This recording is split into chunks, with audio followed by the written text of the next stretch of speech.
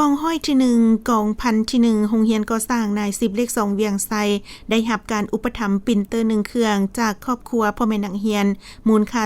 3,500,000 กีบมีสหายห้อยเอกสมพรสมสาพันธ์หัวหน้าการเมืองกองห้อยที่1พร้อมคณะและภาคส่วนเกี่ยวข้องเข้าร่วมในวันที่16เดือนตุลานี้การมอบปรินเตอร์ครั้งนี้มีครอบครัวสหายสั้น2กีตาดวงพระจันทร์สหายต้นกาไสยวงศ์สหายตะวันสายศรีสวัสดิ์สหายวีรพลสตาสารสหายอนุวงศ์ไซแสงพระจันทร์สหายไซสนาสีสมบุญสหายฟอสเตอร์คำวงศาสหายพุทธศักดิ์ทวีเพชรและสหายลุงสวรรค์จันทวงศา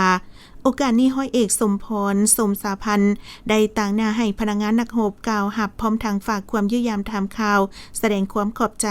มายังครอบครัวพ่อแม่นักเรียนที่เห็นได้ความสำคัญและจำเป็นของกรมกองที่ขาดวัตถุหับไส้บ่เพียงพอกับความเพียงห้องต้องการกับสภาพการตัวจริงในการปรับปรุงก่อสร้างกรมกองให้มีใบหน้าอันใหม่ซึ่งปัจจุบันกรมกองพร้อมสร้างขบวนการอย่างฝุดฟื้นตอนหับวันสำคัญต่างๆของสตาร์ทของพรรคของกองทัพโดยเฉพาะวันสตาร์ทที่2ธันวาคม50ปีวันเกิดประธานไกรสอนพรหมวิหารคม105ปีและวันสร้างตั้งโรงเรียนก่อสร้างนาย10ทหารหาบเลข2เวียงไซคม63ปีที่จะหมุนเวียนมาฮอดในมุมมอนี้ให้เป็นขบวนการฝุดฟื้นต่อเนื่องพร้อมทั้งได้มอบใบเกียรติคุณให้ตึมอีก